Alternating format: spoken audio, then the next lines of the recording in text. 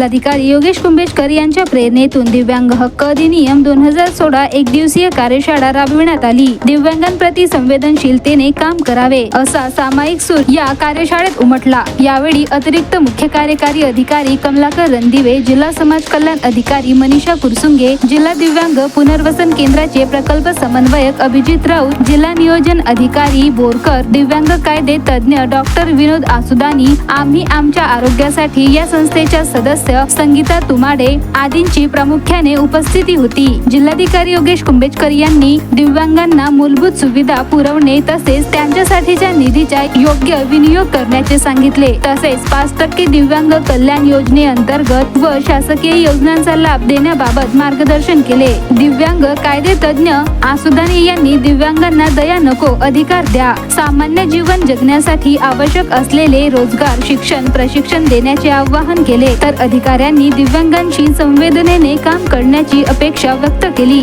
दिव्यांगांच्या जीवनावर आधारित श्रीकांत चित्रपटातील अनेक प्रसंग व कविता तसेच कायद्यातील तरतुदींवर त्यांनी उत्तम पद्धतीने मार्गदर्शन केले। जिल्हा दिव्यांग पुनर्वसन केंद्राचे प्रकल्प समन्वयक अभिजित राऊत यांनी दिव्यांग हक्क अधिनियम 2016 मधील कायदे व अधिकार संदर्भात विस्तारित मार्गदर्शन केले। त्यासोबत शासनाच्या दिव्यांग व्यक्तींसाठी असलेले विविध कायदे व धोरणासंदर्भात सविस्तर माहिती दिली। या कार्यशाळेला सर्व विभाग प्रमुख उपस्थित होते। कार्यशाळेचे प्रास्ताविक जिल्हा समाज कल्याण अधिकारी मनीषा कुरसुंगे यांनी केले।